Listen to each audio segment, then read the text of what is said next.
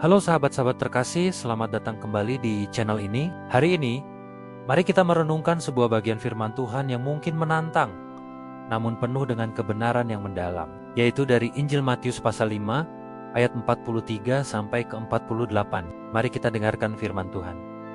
Kamu telah mendengar firman, kasihilah sesamamu manusia dan bencilah musuhmu. Tetapi aku berkata kepadamu, kasihilah musuhmu dan berdoalah bagi mereka yang menganiaya kamu. Karena dengan demikianlah kamu menjadi anak-anak Bapamu yang di sorga, yang menerbitkan matahari bagi orang yang jahat dan orang yang baik, dan menurunkan hujan bagi orang yang benar dan orang yang tidak benar. Apabila kamu mengasihi orang yang mengasihi kamu, apakah upahmu? Bukankah pemungut cukai juga berbuat demikian?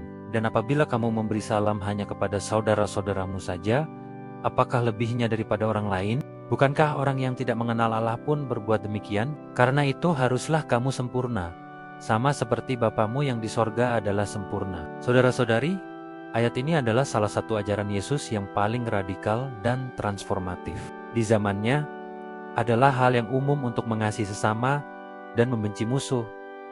Ini adalah norma sosial dan bahkan hukum. Namun, Yesus datang untuk mengangkat standar itu, untuk menunjukkan kepada kita jalan yang lebih tinggi, jalan kasih ilahi. Mengasihi musuh bukanlah hal yang mudah. Ini bertentangan dengan naluri alami kita untuk membalas dendam, atau setidaknya menjauhi mereka yang menyakiti kita. Tetapi Yesus memanggil kita untuk melakukan lebih dari itu. Dia memanggil kita untuk mengasihi mereka, dan bahkan berdoa bagi mereka yang menganiaya kita. Mengapa?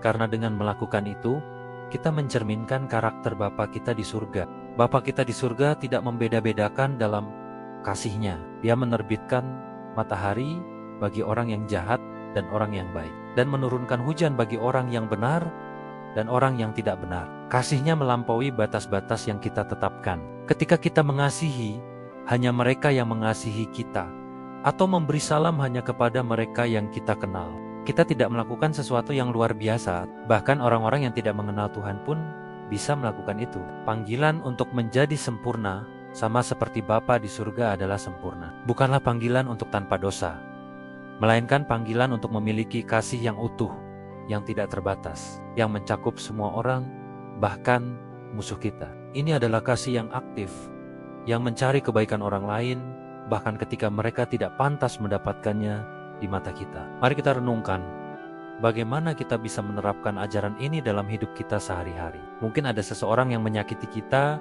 atau seseorang yang kita rasa sulit untuk dikasihi. Yesus memanggil kita untuk melangkah keluar dari zona nyaman kita, untuk berdoa bagi mereka, untuk mencari cara menunjukkan kasih kepada mereka. Ini adalah jalan menuju kebebasan dari kepahitan dan kebencian, dan jalan menuju kedamaian sejati.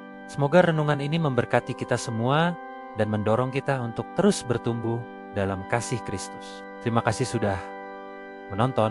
Jika Anda merasa diberkati dengan renungan ini, jangan lupa untuk bagikan kepada teman dan keluarga Anda, dan subscribe channel ini agar tidak ketinggalan renungan-renungan berikutnya. Sampai jumpa di video selanjutnya. Tuhan memberkati.